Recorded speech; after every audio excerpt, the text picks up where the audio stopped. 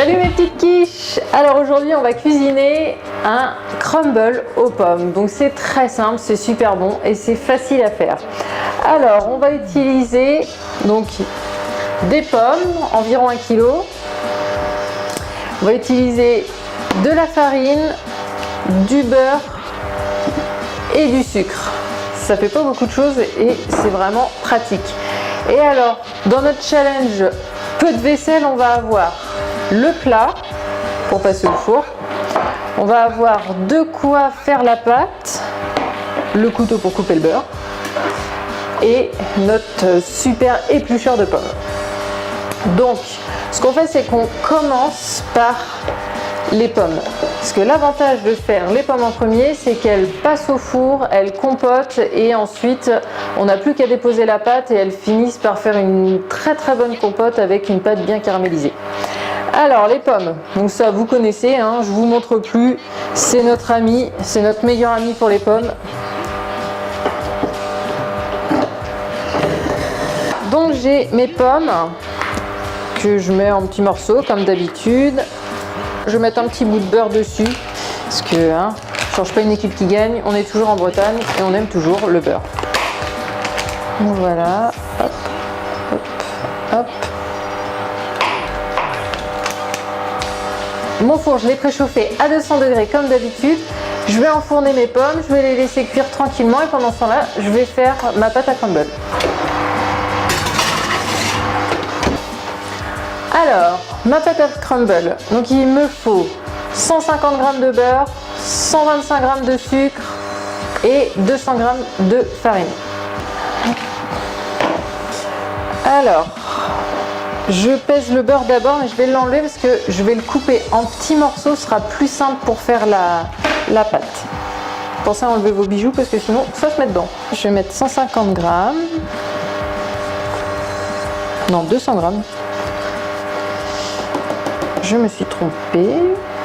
Je vais mettre 125 g de sucre. Alors vous pouvez mettre 150 g de sucre si vous aimez quand c'est vraiment sucré. Si vous aimez moins sucré, vous pouvez mettre 100 g. Moi, je vais couper la poire en deux, je mets 125.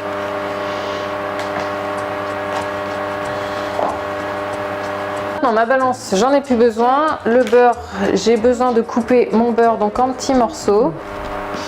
Comme je vous disais, c'est plus simple pour faire la pâte.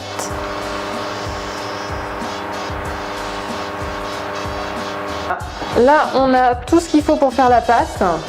Donc maintenant, il va falloir mélanger tout ça avec vos mains. Et surtout, il va falloir faire comme si c'était du sable blanc, comme si vous étiez en vacances dans je ne sais quelle île. Donc ça prend un petit peu de temps, mais c'est pas si long que ça.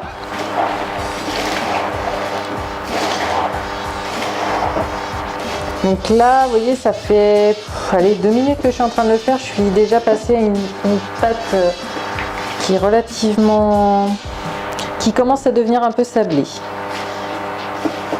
On a presque fini. Il faut éviter d'avoir des grumeaux de beurre. En fait, si vous avez des grumeaux de beurre, après... moi, honnêtement, je sais pas ce que ça donne, mais je suis pas sûre que ce soit très bon. Donc, mes mains sont propres, je mets mon gant, et je prends ma manique, et je vais chercher mes pommes. Alors, comme on peut voir, et ben c'est pas encore tout à fait cuit, donc hop, je vais couper un peu, je vais mélanger. Alors moi ce que je fais, comme c'est vraiment, honnêtement c'est vraiment comme du sable, on a l'impression que c'est vraiment une invitation au voyage hein, aujourd'hui. Vous avez de la pâte sablée qui ressemble à du sable fin des îles. Moi je me suis lavé les mains avec un savon de chez Yves Rocher qui sent la mangue, mais alors on a l'impression d'être je ne sais pas où.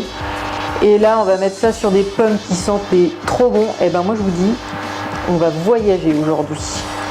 J'ai fini de mettre toute la pâte, donc j'espère que vous avez bien lavé les mains parce que si vous avez utilisé cette main là pour mettre le gant c'est un peu compliqué.